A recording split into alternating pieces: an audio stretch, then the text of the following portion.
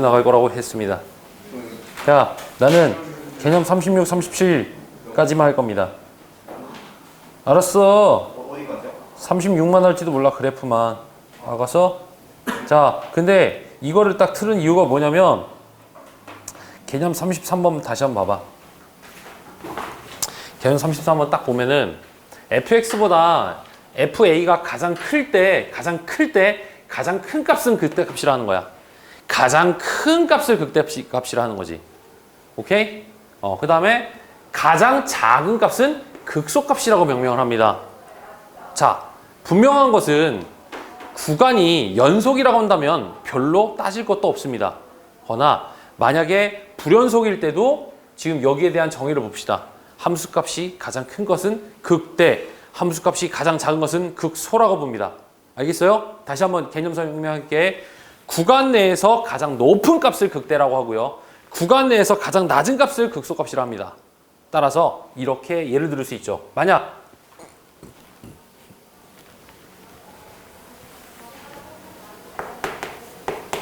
만약 불연속에서 구간 내 불연속에서 극대 극소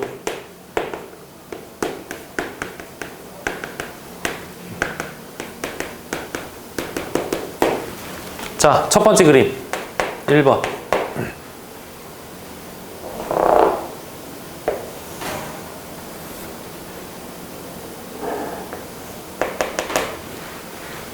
2번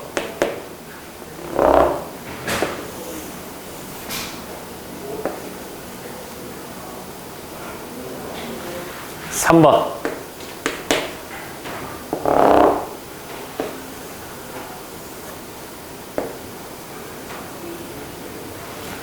4번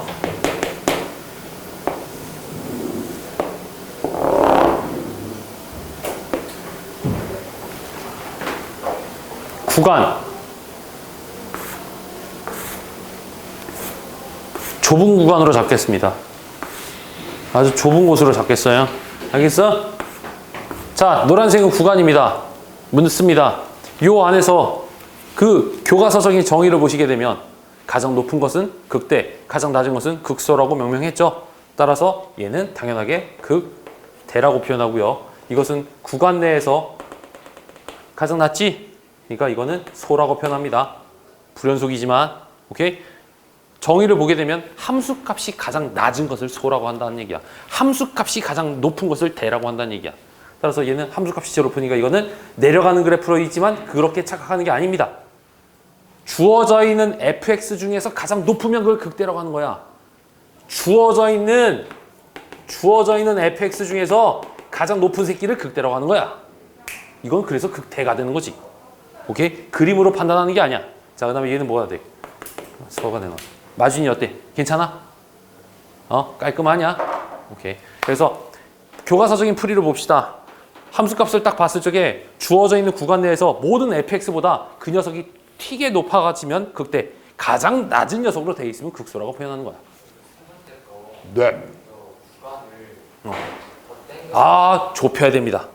아니 이 점보다 큰 점을 이렇게 해도 상관없어. 그러면 좀 문제가 되지. 내가 일부러 그래서 이렇게 한 거잖아. 봐봐. 이 구간을 좁혀야지. 만약에 넓혔을 때 여기까지 간다고 했을 때는 얘를 극소라고 말할 수 없겠죠. 얘는 아무것도 아니고 그냥 얘가 극소가 되겠지. 두 개이기 때문에 극값, 가장 낮은 값이 이렇게 표현할 수는 있겠죠. 만은 통상적으로 봤을 때는 그 구간은 아주 작은, 이게 현미경으로 확대해서, 오케이? 확대했을 적에 그 구간 내에서 가장 낮은 값을 극소, 가장 낮은. 야. 그 가장 낮은 게 아니라 그 양옆에 기울기가 이렇게 됐을 때 들어갈 거 아니에요? 요거 어때요? 주어져 있는 모든 함수들보다 치역의 값이 가장 낮은 것을 극소로 합니다. 오케이? 그렇기 때문에 얘를 소라고 부를 수 있었던 거지. 저거나 이게 어떤 편협한 이 동네에 있는 어떤 교과서 학교 시험 문제에 있었던 거니까. 아니 그걸 좀 줄이라고. 아니 극수는 양옆은 극수가 될 수가 없잖아요.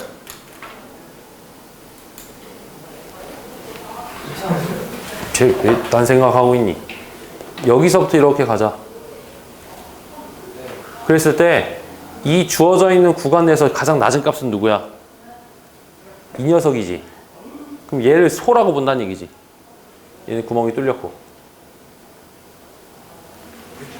얘 한번 볼까? 그래프가 극소처럼 생겼잖아. 허나 이 점에서 우린 뭐라고 한다? 극대라고 부르는 거야.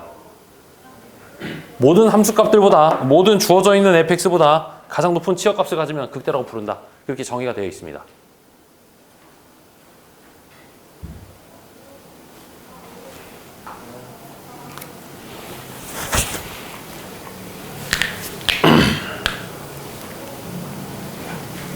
이 책에서는 언급되지 않습니다. 근데 메르주니가 언급을 했습니다. 가르쳐주긴 해야 되겠죠. 좀 시험들을 응용하면 여기 시험들을 응용하면 그래프 나와요. 그림이 그려질 거야. 그림이 그려지고 나서 불연속 그래프의 점 하나가 이상한데 찍힐 거지. 이건 극대입니다. 이건 극소입니다. 이렇게 나올 거지. 오케이. 통상적으로 연속 함수일 때는 가장 높은 게 극대 맞잖아. 근데 불연속 함수일 때는 치역값이 제일 낮고 높은 걸 통해서 극대 우수를 판단합니다. 영상 안 보면 우리 반 두 친구들 또 나가리가 되겠구만.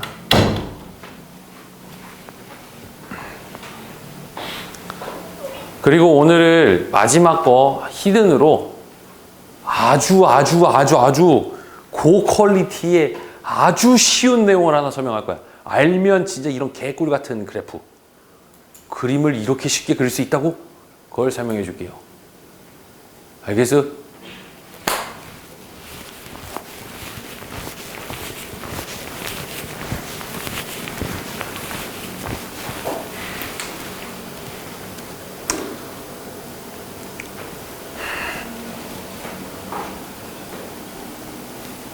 지민이 혼자 있으니까 외롭지? 혜성의 친구가 한 명이 더 있어야 되겠구만. 우리 A씨반에 한 명이 더 여학생이 온다면 치킨을 먹겠어. 어떻게 생각하나? 너희들은 친구가 없으니까 더 이상 얘기하지 않겠어.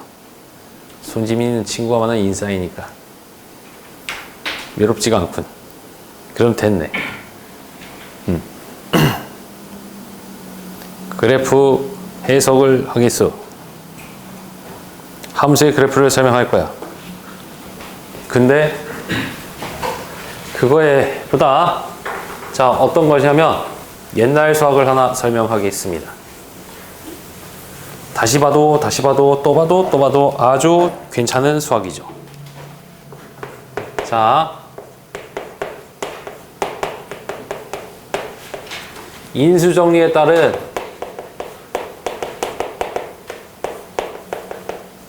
그래프 해석입니다. 인수분해를 통해서 그래프 해석을 그냥 할 수 있다는 얘기지. 첫 번째 그래프, 두 번째 그래프, 세 번째 그래프. 자, y라고 한다는 것이 x-a, y라고 한다는 것이 x-a에 대한 제곱, y라고 한다는 것이 x-a의 3승이다. 이렇게 그렸어. 모두 다 a에 대해서 근을 갖습니다. 첫 번째 그래프 직선이겠죠. 1차 함수니까. 두 번째 그래프 2차 함수니까 튕겨가겠죠. 세 번째 그래프는 관통하겠죠. 네 번째 그래프는 상식적으로 생각해 봤을 적에 y는 4차니까 여기 있는 a에 대해서 더 삐죽하게 생겼을 것입니다. 2차 함수보다 더 삐죽하게 생겼을 것이다 라고 예상할 수 있어. 이때 요 둘을 묶어주시고 그 다음에 이 둘을 묶어서 생각하면 이런 특징이 드러나죠. 홀수 차수는 x축을 관통해버렸고 짝수 차수는 x축을 튕겼다라는 것을 알 수 있지. 그래서 두 번째 y는 x-a와 x-b를 그리겠어. 그러면 우리는 두 근을 찍었지. 중학교 때. 최고차항은 양수야. 이게 결국에는 올라가야지. 그래서 얘는 그림이 이렇게 생겼을 것이라고 예상할 수 있을 거야. 자, 만약에 요것이